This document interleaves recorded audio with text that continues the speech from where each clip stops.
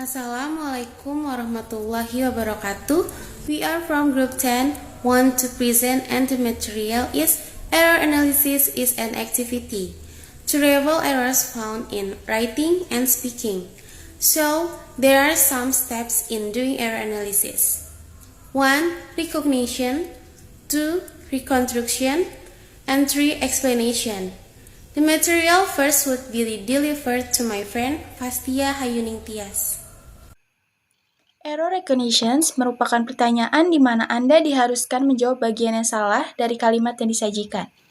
Sehingga yang dicari bukanlah jawaban yang benar seperti dalam pilihan ganda. Adapun kesalahannya dapat berupa kesalahan grammar, makna kata maupun pilihan kata atau frasa. Kata atau frasa yang tidak bergaris bawah merupakan petunjuk dalam menentukan kata atau frasa yang tidak tepat dan harus dibetulkan. Hal yang harus diperhatikan dalam mengerjakan error recognition adalah membaca keseluruhan kalimat, kemudian memeriksa kata yang bergaris bawah dengan bantuan kata di sekitarnya, serta disesuaikan dengan rumus pembentukan kalimat atau frasa. Example of error recognitions.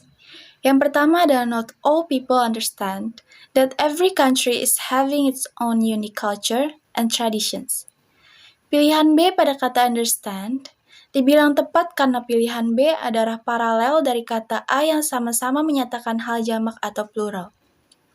Kemudian, sebelum kita menganalisis pilihan C pada kata is having, benar atau salah, kita dapat melihat kalimat sebelumnya untuk menganalisis tenses yang digunakan. Dapat dilihat bahwa kalimat menggunakan simple present yang seharusnya menggunakan to be has, dan pilihan C menggunakan to be simple present progressive, yaitu is having. Lalu pilihan D adalah adjective. Dengan demikian, jawaban yang salah adalah pilihan C.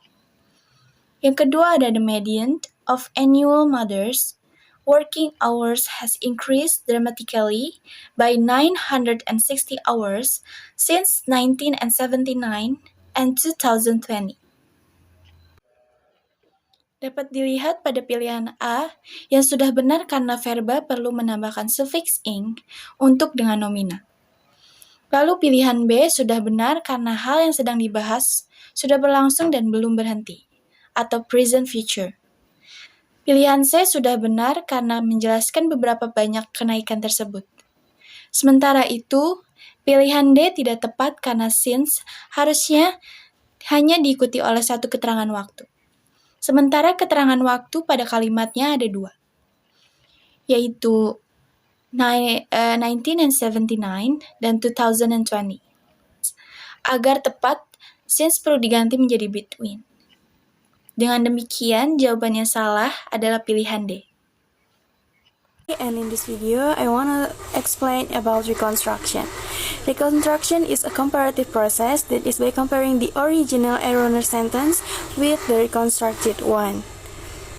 Jadi rekonstruksi adalah proses perbandingan, yaitu dengan membandingkan kalimat asli yang salah dengan yang sudah direkonstruksi. Sebagai contoh, lihat paragraf berikut ini.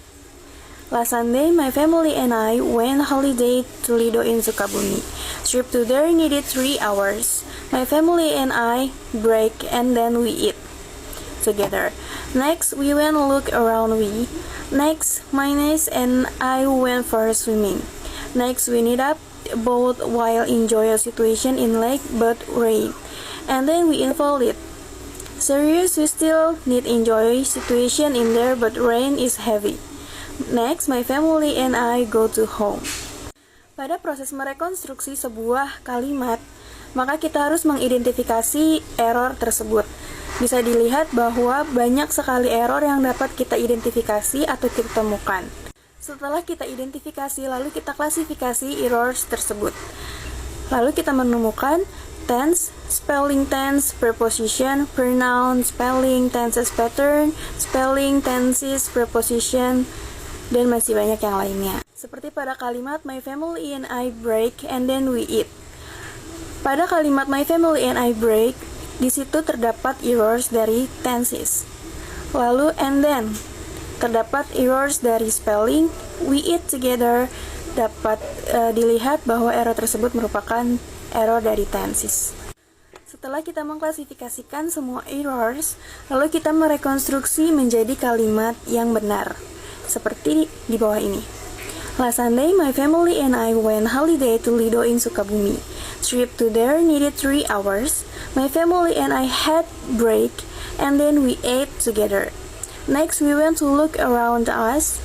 Next, my niece and I went for swimming.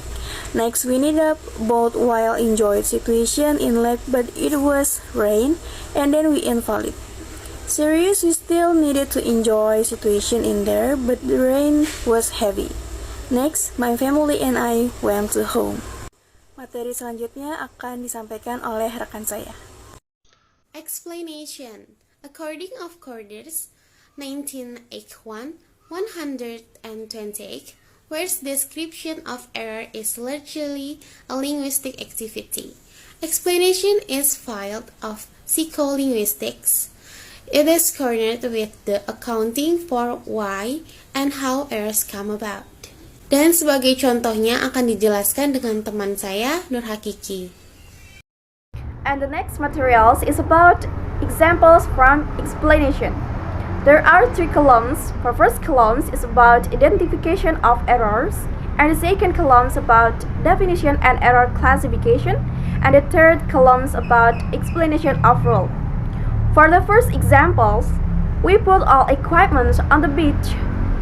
The definition and error classification is in a noun, unnecessary insertion of plural marker as, and the explanation of rule. Equipment is uncountable noun and doesn't require the plural marker as. And the second example, a large number of people is sick. The definition and error classification is in the verb, from combination of subject and the verb. And explanation of rule, a large number refers to more than one person, plural subject, and requires plural verb are, a large number are sick. And the last is about conclusion. Based on the finding of the analysis, it shows that the students made errors. The dominant error students made are error of using preposition, using noun, simple present tense, simple past tense, word choices, and degrees of comparison. After analyzing the source of error from each various kinds of error, the researcher find that the most dominant source of error is ignorance of rule restrictions. Okay, that's all of our presentation. Wassalamualaikum warahmatullahi wabarakatuh.